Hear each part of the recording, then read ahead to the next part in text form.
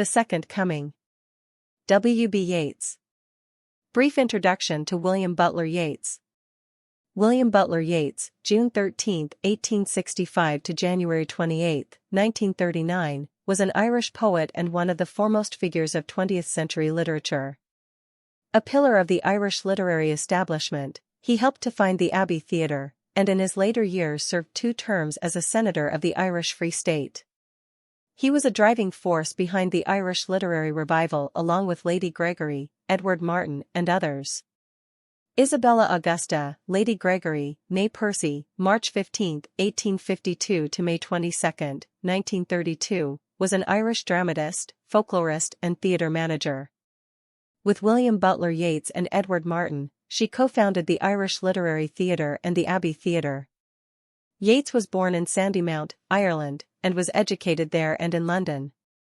He spent his childhood holidays in County Sligo and studied poetry from an early age. He became fascinated by Irish legends and the occult. These topics feature in the first phase of his work, which lasted roughly until the turn of the 20th century. His earliest volume of verse was published in 1889. From 1900, his poetry grew more physical and realistic. He largely renounced the transcendental beliefs of his youth, though he remained preoccupied with physical and spiritual masks. In 1923, he was awarded the Nobel Prize in Literature. Context of the poem. Yeats wrote The Second Coming shortly after the conclusion of the First World War. World War I, 1914–1918, also called the Great War, was at that time when the largest armed conflict in history took place. In terms of the high number of deaths, 21 million, the number of nations involved, and the global geographic scope, it was unprecedented. Apart from the high death toll, World War I also introduced startling new military technologies that made warfare deadlier and more brutal than ever. The aftermath of the war saw political and social changes in many nations.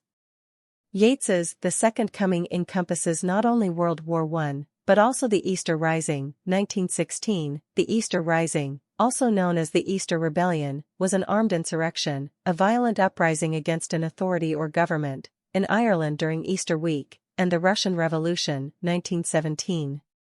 The Second Coming describes the destruction of old values and innocence. The ceremony of innocence is drowned. Mere anarchy is loosed upon the world and a rough beast brings about the end of days. By describing catastrophe in terms of religious allegory, Yeats captures its horror indirectly. He imagines war and other calamities facing modern society as the birth of a terrible monster, the creature described in the poem's later lines. The poem is also connected to the 1918–1919 flu pandemic. In the weeks preceding Yeats's writing of the poem, his pregnant wife Georgie Hidleys caught the virus and was very close to death. The highest death rates of the pandemic were among pregnant women. In some areas, they had up to a 70% death rate. While his wife was convalescing, recover one's health and strength over a period of time after an illness or medical treatment, he wrote The Second Coming. The Second Coming is narrated by the speaker who is observing the world around him with horror.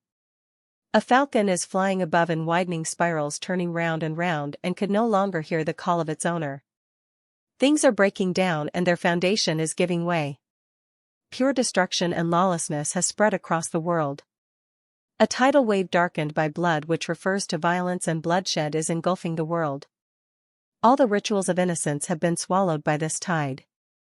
The best people who believe in goodness are not motivated to act and are silenced, but the worst people are wholehearted and eager. They are the loudest speakers and the villains who bring chaos.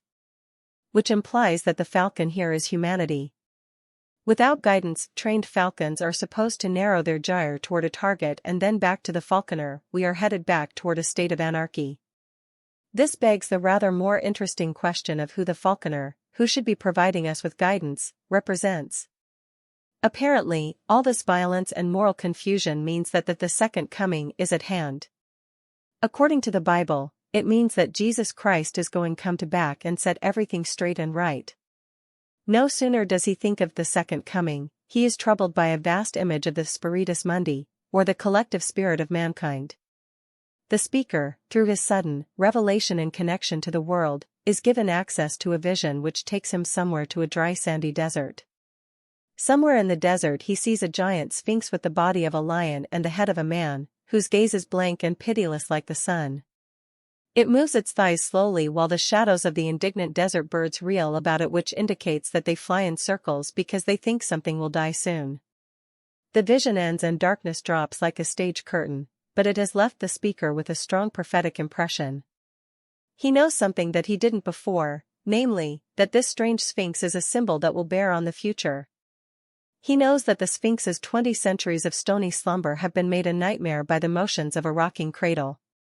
20 centuries roughly refers to the amount of time that has passed since the first coming of Jesus Christ. But we have already seen that the second coming is not going to be anything like the first. Yeats compares this period to a single night of an infant's sleep, which is suddenly vexed to nightmare by a rocking cradle. This cradle is most likely the human civilization itself, which is helpless at the mercy of greater forces, and is losing contact with God. The rocking is likely the violence that has shattered humanity, disturbing its calm sleep in the arms of faith and tradition and creating a nightmare that emerges in the form of the beast of the future.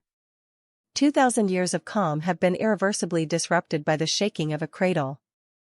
The speaker asks, what beast, whose time has finally come, is dragging itself towards Bethlehem, where it will be born, which really amounts to a prophecy that he realizes that the creature has been sleeping for 2,000 years and is now awake, enraged and ready to cause destruction. Therefore the beast is on its way to Bethlehem, the birthplace of Christ, to be born into the world. These 20 centuries of stony sleep likely refer to the 20 centuries, or nearly 2,000 years, since Christ's birth and the beginning of Christianity. By referring to the reign of Christianity as stony sleep, Yeats implies that Christianity was glossing over or covering up some primal energy that reigned before its emergence and that this primitive energy is soon going to return. These 20 centuries of sleep were vexed to nightmare, or brought to the destructive, surreal scene that Yeats describes at the end of the poem, by a rocking cradle. This cradle is most likely human civilization itself, which, like the poem's falcon, is helplessly at the mercy of greater forces, and which is losing contact with its falconer, its god, or its sense of order. The rocking is likely the violence that has shattered humanity, disturbing its calm sleep in the arms of faith and tradition and creating a nightmare, or a delirious kind of freedom, that emerges in the form of the beast of the future.